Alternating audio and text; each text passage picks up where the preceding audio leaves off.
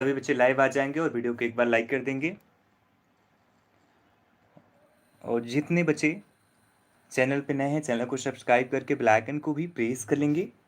और बच्चों आप सभी को मकर संक्रांति की ढेर सारी हार्दिक शुभकामनाएं। बस आप लोग ढेर सारा तरक्की करें, ये ईश्वर से दुआ है हमारी। और बच्चों इस बार आपका सिलेक्शन ज़रूर हो जाए, ये मैं ईश्वर से हाथ जोड़ के विनती करता हूँ। जो भी आपके सपने हैं इस बार वो साकार हो जाए बच्चों। सभी बच्चे तुरंत एक बार लाइव आके वीडियो को लाइक कर दें। आज का टॉपिक है बच्चों स्वास्थ्य संस्थाएं। ठीक है, स्वास्थ्य संस्थाएं, हेल्थ सेंटर आज का टॉपिक है। और बच्चों आप सभी को भी मकर संक्रांति की ढेर सारी हार्दिक शुभकामनाएं। God bless you all. सभी बच्चे तुरंत एक बार लाइव आके वीडियो को लाइक कर देंगे। ठीक बच्चों, तुरंत एक बार लाइव आ जाएं, अभी संख्या काफी कम है। आज स्वास्थ्य संस्थाओं के बारे में हम देखेंगे बच्चों। मल्टीपल जो हेल्थ सेंटर्स हैं उनको हम एक बार इसमें डिटेल करेंगे। और बच्चों अगर कोई वर्डिंग आपके समझ नहीं आता है तो आप कमेंट बॉक्स में लिख देंगे, हम डिटेल कर देंगे। ठीक है, कुछ भी आपको समझ नहीं आता है तो कमेंट बॉक्स में लिखेंगे। और अगर आप एक दो बार लिखे और हमने नहीं ध्यान दिया तो मुझे आप व्हाट्सएप कर देंगे। ठीक है, स्क्रीनशॉट लेके फिर मैं देख लूँगा, क्योंकि कमेंट आपका लगातार मैं नहीं पढ़ पाता बच्चों, क्योंकि पढ़ाना भी होता है तो इस वजह से। ठीक है सीमा, थैंक यू। जी बच्चों मैं ठीक हूँ, आप लोग कैसे हैं? वैसे भी गला खराब होता है 2-4 दिन तो रहता ही है बच्चों, आप सबको पता है। जी पूजा ठीक हूँ मैं, थैंक यू। ओके दीपिका, अभी शेयर कर देंगे। ठीक है, अभी कल का पीडीएफ नहीं मिला, अभी शेयर कर देंगे। ठीक है, उसमें कुछ मिस्टेक था इस वजह से वो करेक्शन के लिए गया था, अभी आ गया है, मैं अभी शेयर कर दूंगा थोड़े टाइम बाद। ठीक है, सभी बच्चे एक बार तो वीडियो को लाइक कर दें। और मैं पीडीएफ शेयर ही कर देता हूँ बच्चों, तुरंत पीडीएफ मैं शेयर कर देता हूँ कल वाला। ठीक है, क्योंकि पीडीएफ आ गया है तो अभी कर दे रहे हैं। बस 1 मिनट बच्चों, एक बार वीडियो को आप सभी लोग लाइक कर देंगे बच्चों। और अगर आप चैनल पे नए हैं तो चैनल को सब्सक्राइब भी कर लेंगे। और पीडीएफ मैंने शेयर कर दिया बच्चों। ठीक है, और आज वाला पीडीएफ ही क्लास के बाद शेयर कर दिया जाएगा। ठीक है, चलते हैं टॉपिक की ओर।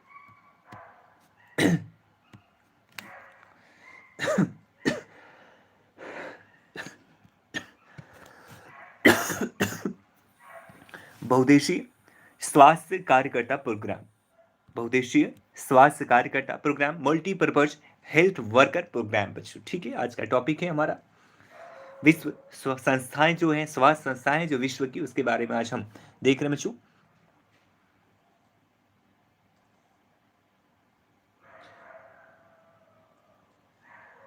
जी अनीता विश्वकर्मा, थोड़ा जो भी कंफ्यूजन होता है बच्चों, आप आसपास जहां आप पढ़ाई करते हैं वहीं आप लिस्ट बना के लगा दीजिए। आप दिन में एक बार उसे देख लेंगे बस 2 मिनट के लिए बच्चों, वो हमेशा के लिए याद हो जाएगा। जहां भी आपको कंफ्यूजन है एक लिस्ट बनाएं, उसकी लिस्टिंग करें। और जहां भी आप पढ़ाई करते हैं या फिर जहां जिस जगह पे आप ज़्यादा देर बिताते हैं, वो चाहे बेड के आसपास की जगह हो या फिर टेबल हो, तो वहां पे आप लगा दें बच्चों।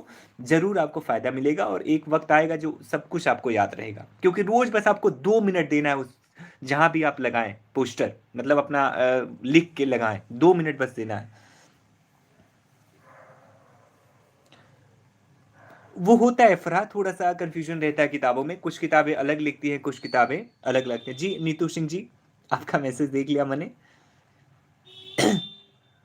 जी प्रीति, हंसी तो बिल्कुल नहीं आ रही है। खांसी, सॉरी खांसी बोला है आपने। आई एम सॉरी प्रीति, मुझे लगा आपने हंसी बोला है। जी थोड़ा सा आ रहा है, गला अब खराब है थोड़ा सा तो होगा बच्चों। ठीक है, चलते हैं आगे देखते हैं बहुउद्देशीय स्वास्थ्य कार्यकर्ता प्रोग्राम में। ठीक है बच्चों, मल्टीपर्पज हेल्थ वर्कर प्रोग्राम में। ठीक है, रेफरल सिस्टम बच्चों, रेफरल सिस्टम आप सभी को पता है बच्चों कि जब भी हम किसी या पीएचसी में हो, तो अगर हम पीएचसी में जाते हैं और पीएचसी में हमें सर्विस नहीं मिलती, यानी हेल्थ जो हमारी प्रॉब्लम है वो नहीं सुधारा जा सकता, तो इससे ऊपर बच्चों डिस्ट्रिक्ट हॉस्पिटल में भेजा जाता है। जो डिस्ट्रिक्ट लेवल के जो हॉस्पिटल्स होते हैं उसमें रेफर किया जाता है। और अगर डिस्ट्रिक्ट में भी यह इलाज संभव नहीं हो पाता, वहाँ पे भी वो फैसिलिटी अवेलेबल नहीं है जो आपके उपचार में चाहिए, तो इससे ऊपर मेडिकल कॉलेज जो होते हैं राज्य स्तर पे या सेंट्रल स्तर पे, उनमें रेफर किया जाता है। तो ये होता है एक रेफरल सिस्टम होता है बच्चों, ठीक है, एक रेफरल क्रम होता है, ठीक है। तो इसके बारे में हमें भी देखेंगे। जी प्रियंका, खुश किस बात के लिए होंगे हम? हाँ, आप सबको पढ़ा रहे मिले हैं, इस बात की खुशी हमेशा रहती है बच्चों, क्योंकि आप सबसे मोटिवेशन मुझे मिलता है। रेफरल सिस्टम स्वास्थ्य देखभाल सेवाओं की एक महत्वपूर्ण कड़ी है बच्चों, क्योंकि स्वास्थ्य देखभाल सेवाओं की एक महत्वपूर्ण कड़ी इसलिए भी है क्योंकि जहाँ पे सर्विसेज हमें नहीं मिलती है वहाँ से आगे रेफर कर दी जाती हैं, जो एक अच्छा होता है। अगर रेफर न किया जाए तो फिर जो रोग होता है वो और ज़्यादा बढ़ जाएगा, क्रिटिकल हो जाएगा, ठीक है बच्चों। जी लक्ष्मी, बिल्कुल। आगे देखते हैं, इसके अंतर्गत ग्रामीण क्षेत्रों में सभी स्वास्थ्य के साधन उपलब्ध नहीं होने पर उन्हें बेहतर स्वास्थ्य सुविधाएं वाले स्वास्थ्य केंद्र पर भेजा जाता है। आप सबको पता है बच्चों कि जहाँ पे भी सर्विसेज आपको अच्छी नहीं मिलेगी और अगर वो हॉस्पिटल अलर्ट है, सब कुछ सही चल रहा है, तो वो आपको जरूर रेफर कर देगा, समय से कर देगा, बिना किसी भेदभाव के कर देगा। तो इससे क्या होगा, आपका जो रोग है वो बहुत ज़्यादा क्रिटिकल नहीं हो पाएगा, आप समय से पहले ही दूसरे अस्पताल में चले जाएंगे, ठीक है। तो इसलिए रेफरल जो सेवाएं होती हैं इनका बड़ा महत्व होता है। इस सिस्टम में समुदाय के लोगों को बीमारियों से संबंधित परामर्श दिया जाता है ताकि उन्हें समय पर उचित स्वास्थ्य लाभ मिल सके। अभी मैंने बताया बच्चों कि अगर समय से पहले अगर रोगी को दूसरे अस्पताल में, बड़े अस्पताल में, या जो जो रोग है उससे संबंधित अस्पताल में आप भेजते हैं तो वहां पे बच्चों काफी फायदा होगा, इनका ट्रीटमेंट जल्दी हो जाएगा, ठीक है बच्चों। अतः इस रेफरल सिस्टम को परामर्श सिस्टम भी कहते हैं, ठीक है बच्चों, क्योंकि इसमें क्या होता है, जो छोटे हॉस्पिटल, छोटे अस्पताल होते हैं वो आपको गाइड करते हैं, परामर्श देते हैं कि हमारे यहाँ सर्विसेज नहीं है, आप इस अस्पताल में जाओ, इस डॉक्टर को दिखाओ, प्रॉपर वो आपको समझाते हैं, इसलिए इसे परामर्श सिस्टम भी कहा जाता है बच्चों, ठीक है। आगे देखते हैं, रेफरल सिस्टम सभी आवश्यक स्वास्थ्य सुविधाओं तक पहुंचाने का एक माध्यम होता है। एकदम बच्चों श्योर है, क्योंकि रोगी से संबंधित ट्रीटमेंट अगर नहीं मिल पा रहा है तो दूसरे अस्पताल में जहां पे ट्रीटमेंट अवेलेबल है वहां भेजना है, इसलिए बच्चों इसको बोलते हैं स्वास्थ्य सुविधाओं तक पहुंच बनाने का एक माध्यम है, ठीक है बच्चों।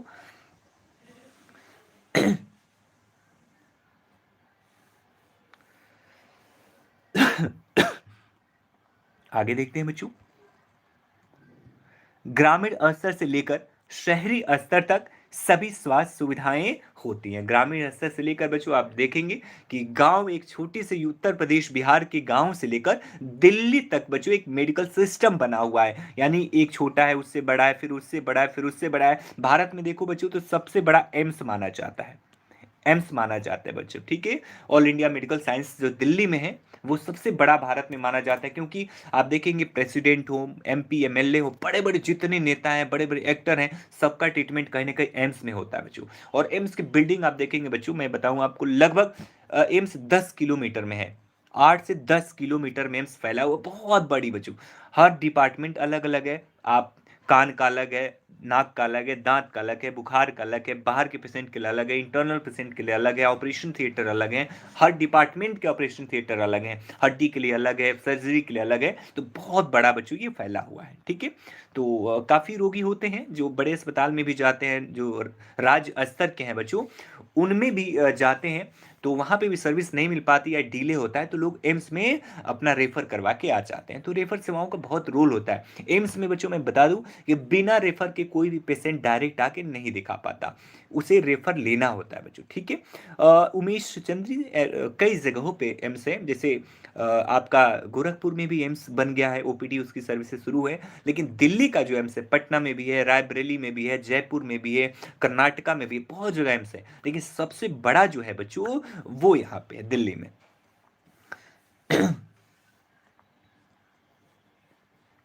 ठीक है बच्चों, आगे देखते हैं।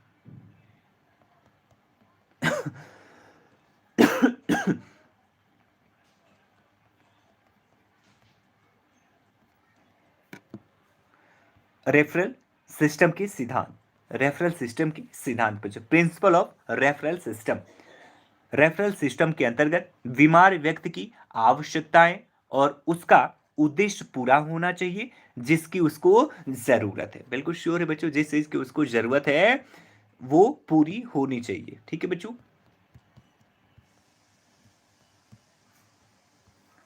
व्यक्ति रेफरल सेवाओं को प्रभावी और योग्य तरीके से उपयोग कर सके, इस तरीके से रेफर किया जाना चाहिए बच्चों कि व्यक्ति उस रेफरल, अब ये नहीं कि आप ऐसे जगह पे रेफर कर दिए जहां पे वास्तव में बच्चों वो सर्विस अवेलेबल ही नहीं है, वहां भी अवेलेबल नहीं है और आपने वहां पे रेफर कर दिया, तो ये गलत ढंग से भी ऐसा रेफर नहीं किया जाना चाहिए बच्चों। ठीक है, आगे देखते हैं। रेफरल सिस्टम व्यक्तिगत तरीके से होना चाहिए, इसमें कोई भेदभाव नहीं होना चाहिए, बहुत ही स्वच्छ तरीके से होना चाहिए। रेफरल समय से होना चाहिए, डिले नहीं होना चाहिए बेवजह का।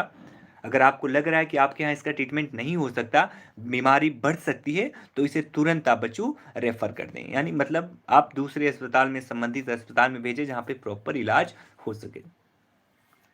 ओके सोनम, जरूर जी। रीता वर्मा, थैंक यू, कोई बात नहीं। नीतू, क्या बच्चों एक बार मुझे बता दें क्या कंफ्यूजन है, एक बार मैं आप लोग का देख ले रहा हूँ। दिल ही है।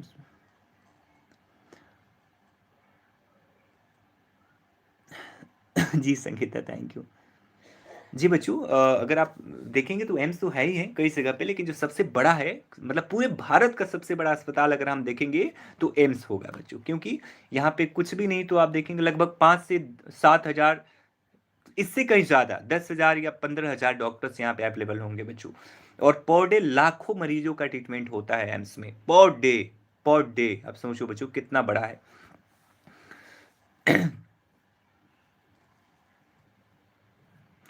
प्रीति उपाध्याय क्या बोल रही हैं आप, एक बार दोबारा से बता दें मुझे, क्या कंफ्यूजन हो गया आप लोगों में।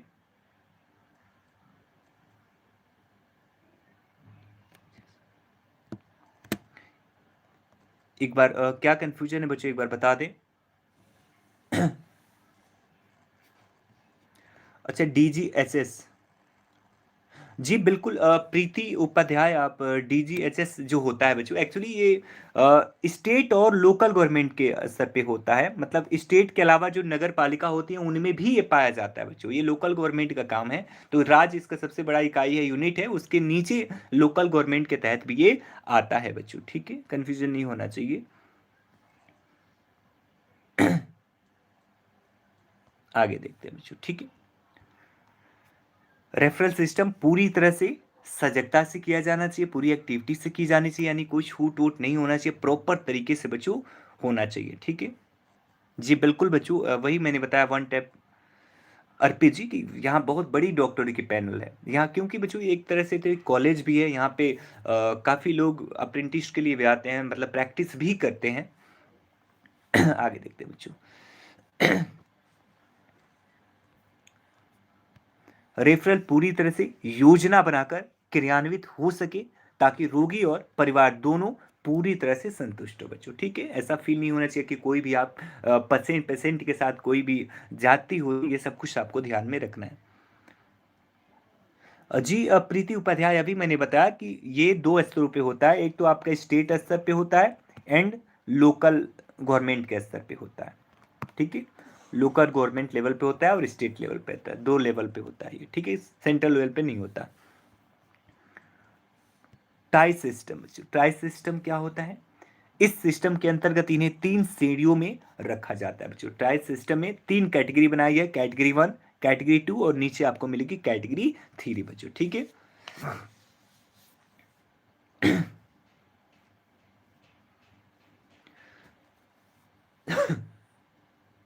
आगे देखते हैं बच्चों। ठीक है,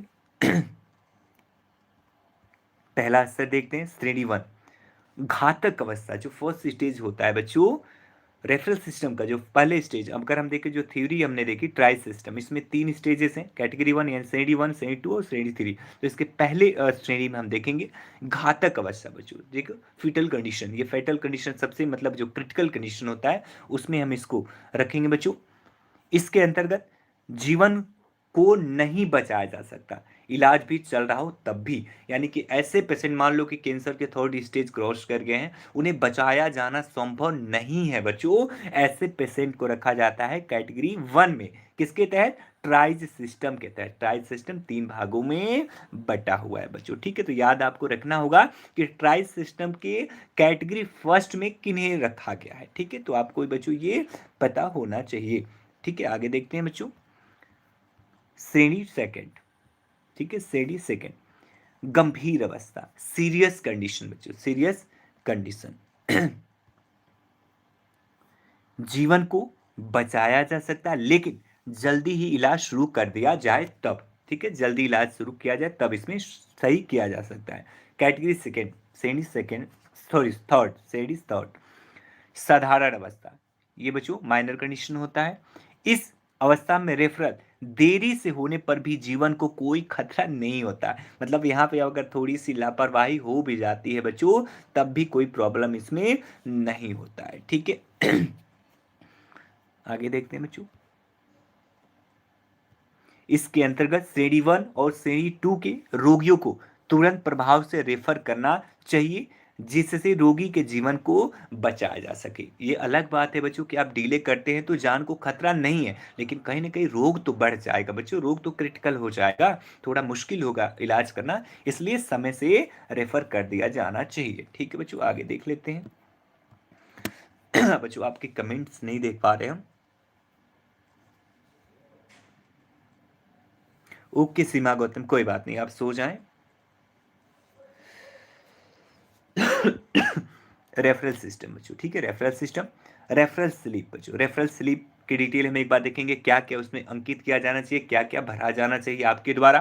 तो देखते हैं बच्चों, रेफरल स्लिप यानी रेफरल पर्चा में निम्न सूचनाएं होनी चाहिए। क्या क्या सूचनाएं बच्चों?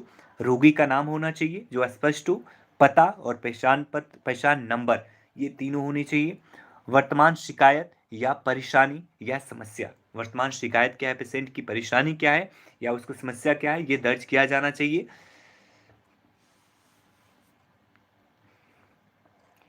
इलाज जो चल रहा है, यदि बीमारी है तो बताया जाना चाहिए। रेफर करने का कारण कि आप क्यों रेफर कर रहे हैं बच्चों, ये भी बताया जाना चाहिए। रेफर करने वाले व्यक्ति का नाम और पद भी लिखा जाना चाहिए, यानी कौन से व्यक्ति से रेफर कर रहे हैं ये भी लिखा जाना चाहिए।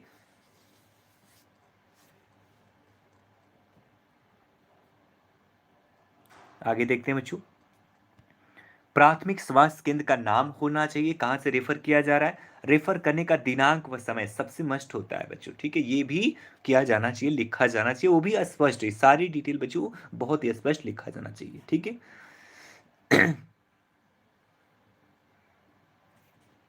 आगे देखते हैं, तुरंत रेफर करना बच्चों, तुरंत रेफर करना, किन्हें तुरंत आप रेफर करेंगे, किन्हें प्रेफरेंस देंगे तुरंत रेफर करने के लिए, यानी जो गंभीर पेशेंट जिनके बारे में हम सेकेंड जो स्टेज था बच्चों, फर्स्ट और सेकेंड स्टेज, इस स्टेज में आपको तुरंत रेफर करना होगा। बेसिकली सेकेंड जो है स्टेज आप आना, श्रेणी जो सेकेंड था कैटेगरी, उसमें जो है क्या है बच्चों, कौन कौन आएंगे, गर्भावस्था या प्रसूति में जोखिम स्थितियां हों ऐसे में भेजना है, दौरे पड़ना सीजर्स के टाइम में भी बच्चों भेजा जाना चाहिए,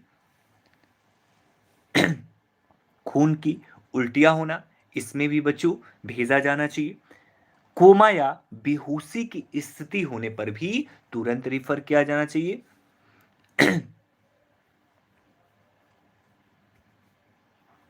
निर्जलीकरण डिहाइड्रेशन की अवस्था में बच्चों भेजा जाना चाहिए, गंभीर उल्टी और दस्त के समय में भेजा जाना चाहिए, अधिक उच्च रक्तचाप हो यानी हाई ब्लड प्रेशर हो ऐसी परिस्थिति में भी बच्चों भेजा जाना चाहिए। ओके सीमा, तो फिर पढ़ाई करिए। कमेंट बच्चों मैं नहीं देख रहा हूं, एक बार मैं देख लेता हूं। अमृता एक बार आप रिचार्ज कर लें, नहीं तो आप फ्लाइट मोड करके ऑन कर लें, सही हो जाएगा। आगे देखते हैं बच्चों, ठीक है, शरीर का नीला या पीला हो जाने पर, और ये क्यों होगा बच्चों, तो साइनोसिस में बच्चों ये नीला हो जाएगा और पीलिया में ये पीला हो जाएगा, ठीक है। तो ये भी याद रखना है बच्चों कि शरीर का नीलापन कब देखा जाता है, किस बीमारी में, तो साइनोसिस में। शरीर पीला कब होता है, तो आपको पता है बच्चों कि पीलिया में होता है, ठीक है। आगे देखते हैं, हृदय में तीव्र दर्द हो, चेस्ट पेन अगर हो,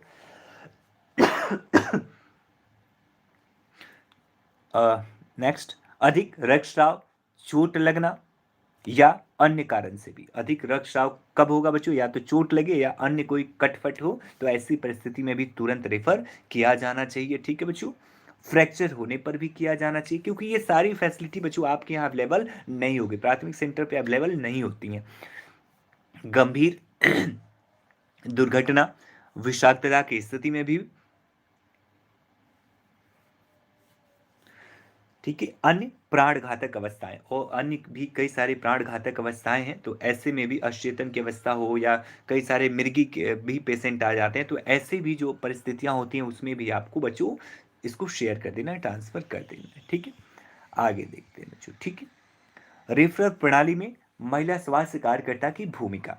बच्चों कोई दिक्कत हो एक बार लिख दें, क्लास सही है, अच्छी लग रही है, कोई प्रॉब्लम हो तो बच्चों लिख देंगे। ओके श्री मोहिनी जी, इसकी बात तो एक्चुअली होती ही है, एमसीक्यूज की तो क्लास इससे संबंधित ही तो होती है बच्चों। और आज से मैं थोड़ा कोशिश करूंगा कि आपके जो क्वेश्चंस हैं उसको और थोड़ा मैं डिफाइन करूं। Thank you Anil ji, thank you so much.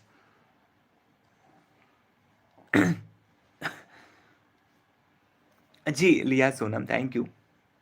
आगे देखते हैं बच्चों। ठीक है, महिला स्वास्थ्य कार्यकर्ता को रेफरल सिस्टम को सारी जानकारी होनी चाहिए। महिला स्वास्थ्य कार्यकर्ता जो भी हैं बच्चों, उनको पूरी तरह से रेफरल सिस्टम के बारे में जानकारी होनी चाहिए बच्चों। ठीक है, क्या क्या रेफरल सिस्टम में आते हैं, कौन कौन से स्टेजेस हैं रेफरल सिस्टम के, किस में रेफर तुरंत करना है, किस में इलाज करके नहीं होने पर करना है, ये सारा कुछ पता होनी चाहिए। रेफरल के समय क्या क्या डिटेल भरना है, क्या क्या अंकित करना है, ये सारा कुछ आपको पता होना चाहिए।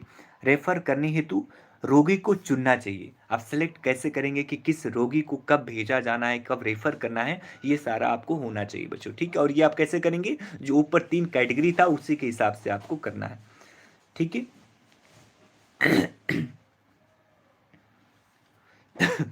आगे देखते हैं बच्चों। महिला स्वास्थ्य कार्यकर्ता को अपनी जिम्मेदारियों की जानकारी होनी चाहिए बहुत अच्छी से, क्या क्या उनकी रिस्पॉन्सिबिलिटीज है, यानी क्या क्या उनके अंडर में आता है वो पता होना चाहिए। आपातकालीन स्थिति में प्राथमिक सहायता देने के बाद ही रेफर करना चाहिए। जो प्राथमिक जो हेल्प हो सके आपसे वो कर दें, थोड़ा मरीज को राहत मिल जाए, फिर उसे ट्रांसफर कर बच्चों।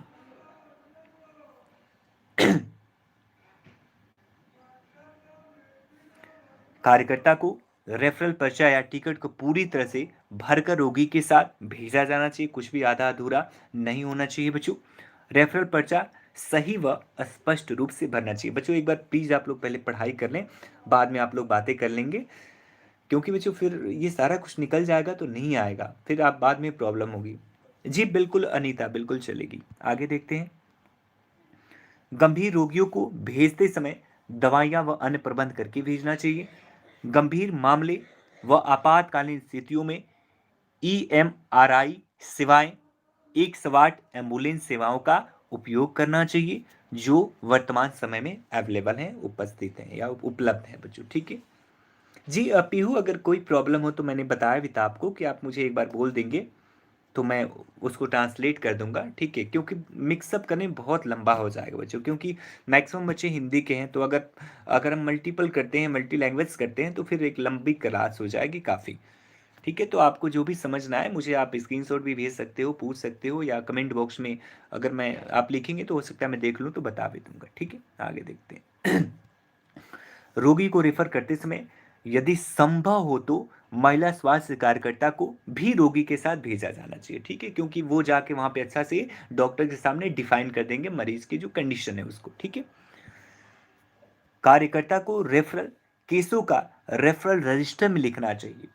ठीक है, जिसमें रोगी की पूरी जानकारी, जैसे रोगी का नाम, पता, उम्र व लिंग, बीमारी, रेफर करने का कारण, किसे रेफर करना है, किस डॉक्टर को, किस हॉस्पिटल में करना है, फॉलोअप कार्य यानी क्या क्या इलाज उनका हुआ है, दिनांक, रोगी को ले जाते समय सही स्थिति में रखकर ले जाना चाहिए, जिससे रोगी को परेशानी ना हो। वहां पे रोगी जाए तो ये सारा कुछ क्लियर रहेगा, तभी उसका ट्रीटमेंट जल्दी से शुरू हो जाएगा, अदरवाइज डिले होगा। जी रिंकी क्या नहीं बताया, एक बार आप पूछ लेंगे दोबारा। आगे देखते हैं बच्चों, स्वास्थ्य एजेंसी बच्चों, स्वास्थ्य एजेंसी, हेल्थ एजेंसीज इंटरनेशनल बच्चों, इंटरनेशनल एजेंसीज के बारे में हम देखेंगे इसमें, ठीक है। विश्व स्वास्थ्य संगठन WHO, ठीक है। विश्व स्वास्थ्य संगठन संयुक्त राष्ट्र की गैर राजनीतिक इंटरनेशनल स्वास्थ्य एजेंसी है। इसका मुख्यालय यानी हेड क्वार्टर बच्चों जिनेवा स्विट्जरलैंड में है, ठीक है। जिनेवा जो स्विट्जरलैंड में स्थित है वहां पर है। विश्व स्वास्थ्य संगठन की स्थापना 7 अप्रैल 1948 को, 7 अप्रैल 1948 में हुई। हर साल विश्व स्वास्थ्य दिवस 7 अप्रैल को मनाया जाता है। याद रखने वाली बात है, विश्व स्वास्थ्य दिवस कब मनाया जा रहा है, तो 7 अप्रैल को मनाया जा रहा है। स्थापना कब हुआ विश्व स्वास्थ्य संगठन का, तो 7 अप्रैल 1948 को इसे स्थापित किया गया था, ठीक है। और बच्चों ये यूएन का मेंबर है, यूनाइटेड स्टेट जो एक इंटरनेशनल ऑर्गेनाइजेशन है जिसमें लगभग 192-93 देश हैं, उनके द्वारा ये बच्चों बनाया गया था, ठीक है। अगला देख लेंगे बच्चों।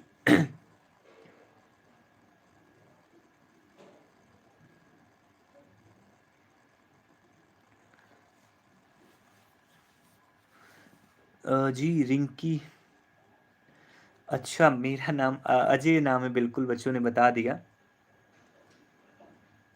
जी नीलम, ओके ओके, अनिल के नाम से नीलम है। आगे देखते हैं बच्चों, ठीक है। उद्देश्य, ऑब्जेक्टिव्स, इसके ऑब्जेक्टिव्स क्या है, ऑब्जेक्ट क्या है बच्चों, एक बार देखेंगे। विश्व स्वास्थ्य संगठन का मुख्य उद्देश्य यानी ऑब्जेक्ट है कि सभी लोगों को स्वास्थ्य की उत्तम क्वालिटी यानी उच्चतम क्वालिटी, अच्छी क्वालिटी की सेवाएं प्राप्त हों, क्योंकि हर व्यक्ति की प्रथम आवश्यकता है बेहतर स्वास्थ्य प्राप्ति हेतु उसे उच्चतम सेवाएं प्राप्त दें, मतलब प्राप्त करवाना या दिलाना बच्चों, ठीक है।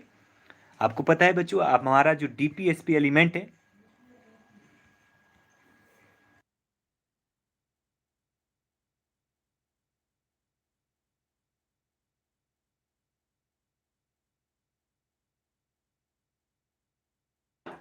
ठीक है बच्चों। विश्व स्वास्थ्य संगठन का उद्देश्य, मुख्य उद्देश्य क्या है, ये सारा कुछ हमने देखा बच्चों। आप सबको पता है कि हमारा जो डीपीएसपी एलिमेंट है यानी राज्य का जो नीति निर्देशक तत्व है बच्चों, मैं बता दूं अपना जो कॉन्स्टिट्यूशन है, संविधान है, उसमें डीपीएसपी एलिमेंट है बच्चों, डीपीएसपी, ठीक है। डायरेक्टिंग प्रिंसिपल स्टेट पॉलिसी इसको बोलते हैं, जिसे हिंदी में बोलते हैं नीति निर्देशक तत्व। इसमें बच्चों आर्टिकल 42, 43, ये सभी के सभी बच्चों कहीं ना कहीं स्वास्थ्य की बात करता है। आर्टिकल 42 कहता है बच्चों कि अगर कोई व्यक्ति बीमार है या फिर कोई महिला प्रसूति अवस्था में है तो उसको पैसा दिया जाना चाहिए उसके इलाज के लिए। हालांकि ये अलग बात है कि इसको लागू आज तक नहीं करवाया जा सका, लेकिन कहीं ना कहीं हमारा संविधान भी बच्चों राइट टू लाइफ या फिर हम दूसरे शब्दों में बोले राइट टू हेल्थ बच्चों दिया गया है, ठीक है। तो इस उद्देश्य को कहीं ना कहीं विश्व स्वास्थ्य संगठन पूरा करता है, आगे बढ़ाता है। जी रोहित शाक्या जी, आई एम सॉरी अगर किसी का नाम नहीं मैं ले पाता हूं, तो आगे देखते हैं बच्चों। स्वास्थ्य संगठन के अनुसार जाति, धर्म, राजनीति, आर्थिक एवं सामाजिक स्थितियों के भेदभाव के बिना उच्चतम स्वास्थ्य की प्राप्ति हो सके, यह प्रत्येक व्यक्ति का मूल अधिकार है। अभी मैंने ऊपर भी बताया बच्चों कि आपका स्वास्थ्य रहने का जो अधिकार है वो कहीं ना कहीं हमारे संविधान में दर्ज किया गया है बच्चों, वो आपका मूलाधिकार है और सरकारों को इसमें कहीं ना कहीं योगदान देना चाहिए। आप तक स्वास्थ्य सेवाएं प्रभावित की जानी चाहिए, पहुंचानी चाहिए, वो चाहे व्यक्ति गरीब हो, उच्च जाति का हो, निम्न जाति का हो या किसी भी क्षेत्र का हो, उसको मेडिकल फैसिलिटी बच्चों मिलना चाहिए। आगे देखते हैं बच्चों। इसी के लिए बच्चों स्वास्थ्य सबके लिए 2001 प्रोग्राम भी बच्चों चलाया गया था, जो अपना हेल्थ पॉलिसी है उसके अंतर्गत। सदस्यता कौन कौन है बच्चों, किसकी है, एक बार आप देखेंगे, किसकी, विश्व स्वास्थ्य संगठन की, विश्व स्वास्थ्य संगठन की सदस्यता। तो विश्व स्वास्थ्य संगठन की सदस्यता सारे देश में 1948 में हुई। इसमें 56 सदस्य थे उस समय बच्चों, जब इसकी स्थापना हुई 1948 में, 7 अप्रैल 1948 में इसको स्थापित किया गया था, तो उसमें मात्र इसमें 56 देश थे। 1966 में इसमें 190 देश जुड़ गए। सभी राज्य के सदस्य अपने फंड को WHO में देते हैं और अपनी आवश्यकता के अनुसार सेवाएं और सर्विसेज को प्राप्त करते हैं। सभी राज्य बच्चों, एक चीज मैं डिफाइन करूं, कि राज्य बच्चों, भारत में अगर हम देखें तो भारत एक राज्य है। कॉमन जो थ्योरी के पोर्शन से अगर हम देखें तो भारत, जैसे देखो दो नाम होते हैं आपके, एक नाम वो होता है जो सर्टिफिकेट में दर्ज होता है और एक नाम वो होता है जो सर्टिफिकेट में नहीं होता है, फिर भी उस नाम से आप जाने जाते हैं, आपका पहचान बनता है।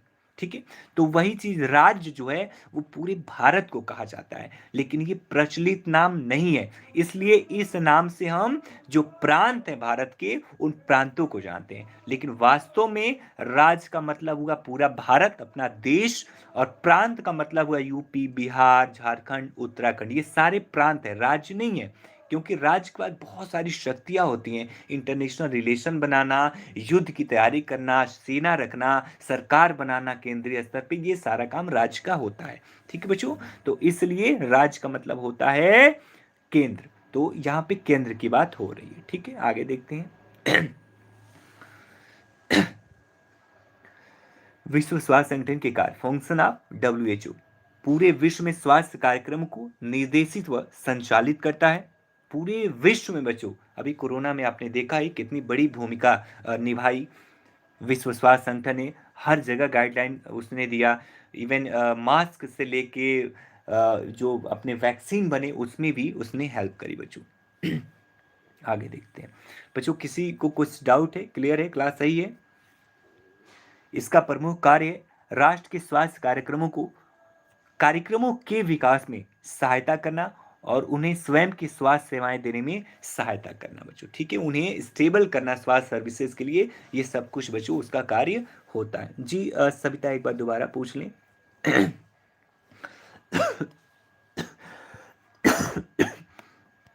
पूरे विश्व को केंद्रीय तकनीकी सेवाएं प्रदान करना, संक्रामक व अन्य बीमारियों से बचाव व रोकथाम करना। ठीक है, एक संक्रामक बीमारी अभी आपके सामने है कोरोना, अब ओमिक्रोन आ गया, उसका भी पापा आ गया बच्चों, तो थोड़ा सा ध्यान अभी आप लोग को देना है। ठीक है, आगे देखते हैं बच्चों। ठीक है, इंटरनेशनल स्वास्थ्य नियमों को बनाना, इंटरनेशनल जो स्वास्थ्य रूल्स हैं उसे बनाना और देशों पर लागू करवाना, जो भी सदस्य देश हैं।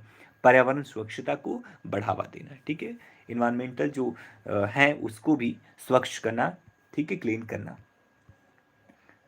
चिकित्सकीय अनुसंधानों को बढ़ावा देना और प्रशिक्षण संस्थाओं को समृद्धशाली बनाना। ठीक है बच्चों, स्वास्थ्य साहित्य एवं सूचनाओं का एकत्रीकरण करना, जो भी स्वास्थ्य साहित्य यानी स्वास्थ्य से जुड़े जो भी मामले हैं, जो भी ऐतिहासिक घटनाएं हैं या जो चीज भी नए हो सकते हैं, सबका क्या करना, एकत्रित करना और इसे प्रकाशित करना, रिपोर्ट करना और मासिक पत्रिका निकालना, ताकि दूसरे लोग, दूसरे देश इस सब चीजों को जान सकें।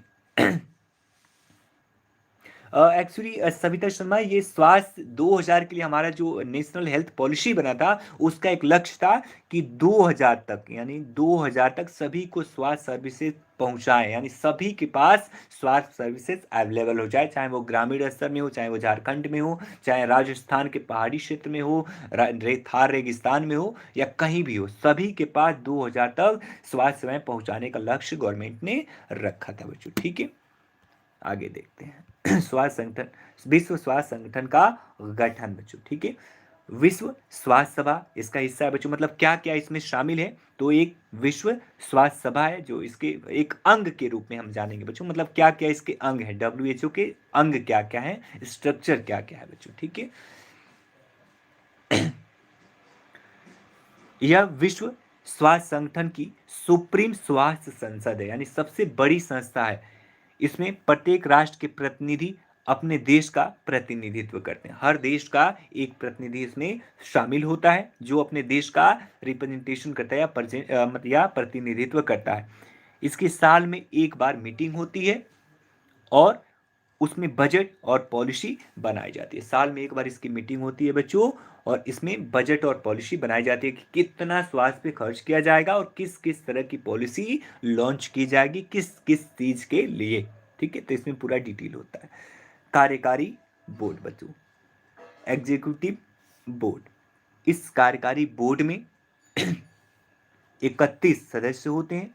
वे सभी तकनीकी विशेषज्ञ होते हैं। इस बोर्ड के 1/3 सदस्य हर साल अपनी सदस्यता को नया बनाते हैं, यानी रिन्यूअल कराते हैं। ये बोर्ड साल में 2 बार मीटिंग करते हैं। अभी जो ऊपर की बोर्ड हमने देखी वो साल में 1 बार करते हैं, लेकिन ये बच्चों जो कार्यकारी बोर्ड है ये साल में 2 बार मीटिंग करते हैं बच्चों। ठीक है जी, बिल्कुल एमआरटी जी, क्लास होगी, 9 वाली भी होगी, चाहे तबीयत खराब है चाहे कुछ भी हो, क्लास होनी है, रेगुलर होनी है, कुछ भी हो चाहे। इस बोर्ड का मुख्य कार्य है, क्योंकि 3 दिन हमने बर्बाद किया है उसका भरपाई मुझे करनी है बच्चों। इस बोर्ड का मुख्य कार्य है अपने अपने निर्णय और पॉलिसी को विश्व स्वास्थ्य सभा से पारित करवाते हैं या करवाना। बोर्ड के पास स्वयं के अधिकार होते हैं जो आपातकालीन स्थितियों में उपयोग कर सकते हैं। देखो इनका मुख्य कार्य क्या होता है, जो भी अपने निर्णय हैं, जो भी निर्णय इस कार्यकारी बोर्ड ने लिए हैं और पॉलिसी, इन दोनों को स्वास्थ्य सभा जो ऊपर हमने देखा जो साल में एक बार मीटिंग करें उनसे पारित करवाना। और इसके अलावा भी इनके पास अपने भी कुछ अधिकार होते हैं बच्चों, जो कहीं ना कहीं जिसका यूज करके लोग पॉलिसी बना सकते हैं। विश्व स्वास्थ्य सचिवालय, ठीक है बच्चों।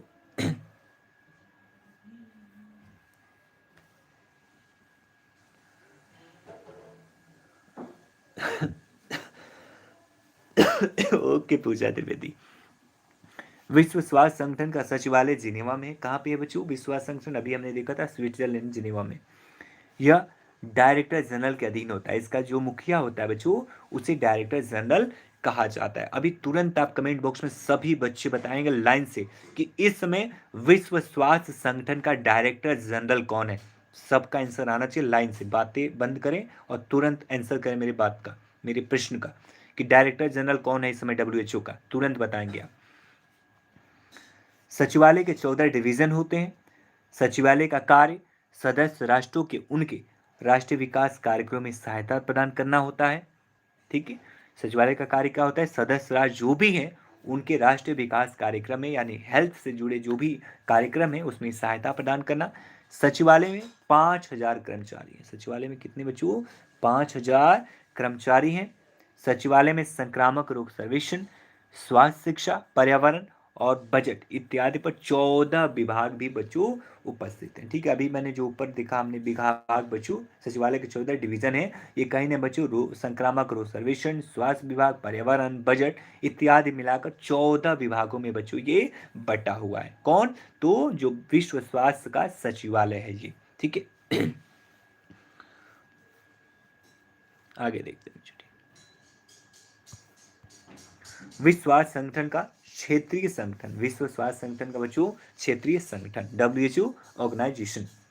विश्व स्वास्थ्य संगठन के 6 क्षेत्रीय संगठन है। दक्षिण पूर्व एशिया का मुख्यालय नई दिल्ली में है। इसके सदस्य निम्न है। टोटल बच्चों देखो, north, east, west, south, middle और बच्चों ये अपना जो दक्षिण पूर्व एशिया है, तो इस तरह बच्चों टोटल 6 बच्चों इसके क्षेत्रीय संगठन है, जिसमें से अपना एक दक्षिण पूर्व एशिया है जिसमें अपना देश भी शामिल है। और दक्षिण पूर्व एशिया में टोटल बच्चों 10, इसमें 10 होंगे बच्चों, हाँ बिल्कुल 10 देश शामिल है। दक्षिण पूर्व एशिया का जो संगठन है यानी इस 6 में से एक है दक्षिण पूर्व एशिया संगठन। तो इसमें टोटल बच्चों 10 देश हैं। कौन कौन देश है? बिल्कुल नहीं बच्चों, तुरंत बताओगे आप लोग, बताओगे तुरंत मुझे।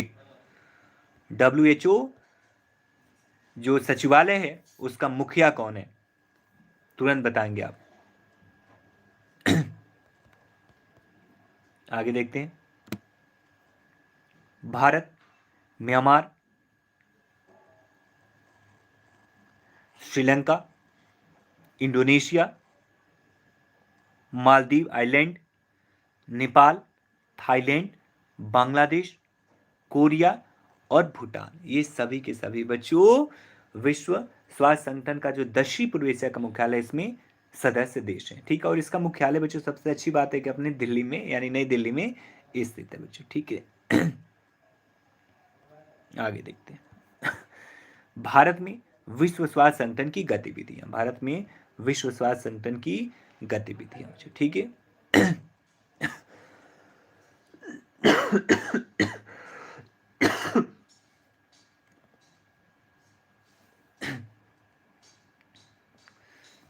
तो इस समय बच्चों मैं बता दूं अभी जो प्रश्न पूछा था, जो इस समय डायरेक्टर जनरल हैं वो बच्चों एंटोनियो गुटेरेस हैं। एंटोनियो गुटेरेस हैं बच्चों। आगे देखते हैं। ये बच्चों, सॉरी बच्चों, ये संयुक्त राष्ट्र महासभा के, जिसका यूनिट है WHO, उसके सदस्य हैं। ठीक है, आगे देखते हैं बच्चों एक बार। विश्व स्वास्थ्य संगठन की निम्न गतिविधियां निम्न प्रकार है। विश्व स्वास्थ्य संगठन की निम्न गतिविधियां निम्न प्रकार है बच्चों।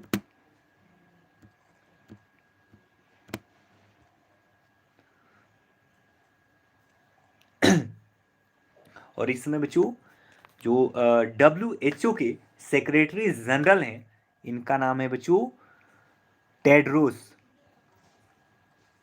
टेड्रोस एंधनम एंधनम। इनका पूरा नाम और भी लंबा है बच्चों, एक्चुअली ये इथियोपिया के हैं, ज़्यादा बता देंगे तो याद नहीं होगा आपको। ठीक है, इथियोपिया के हैं ये। ठीक है, टेंड्रस एंथनम इनका नाम है। अगर और पूरा नाम इसका जानेंगे बच्चों तो गैब्रियोसस टेंड्रस एंथनम गैब्रियस इनका पूरा नाम है बच्चों। ठीक है, आगे देख लेते हैं। विश्व स्वास्थ्य संगठन की निम्न गतिविधियां निम्न प्रकार है, क्या क्या? संक्रामक बीमारियों की रोकथाम करना, चिकित्सा शिक्षा एवं नर्सिंग प्रशिक्षण में सहायता करना, चिकित्सा अनुसंधान को बढ़ावा देना। बच्चों बिल्कुल, काफी बच्चों ने आंसर किया भी है, बिल्कुल जी, काफी बच्चों ने गूगल कर लिया बड़ी तेजी से, वेरी गुड। नहीं प्रियंका, नहीं कर सकते, कोई बात नहीं, आज भी झेल लेंगे, कोई दिक्कत नहीं है।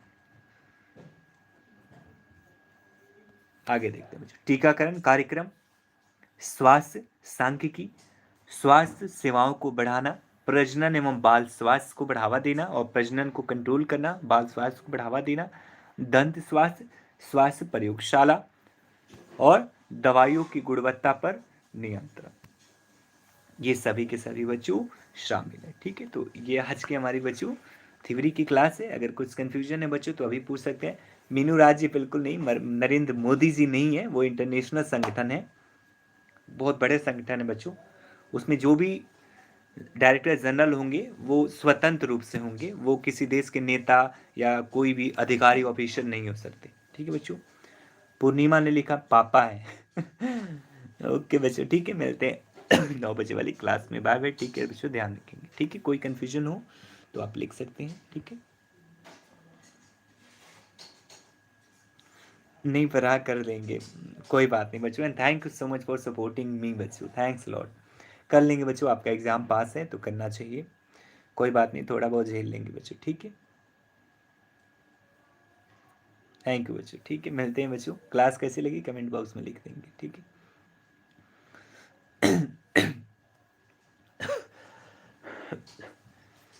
ओके बच्चों, बाय बाय, ठीक है। दीपिका आपको क्लास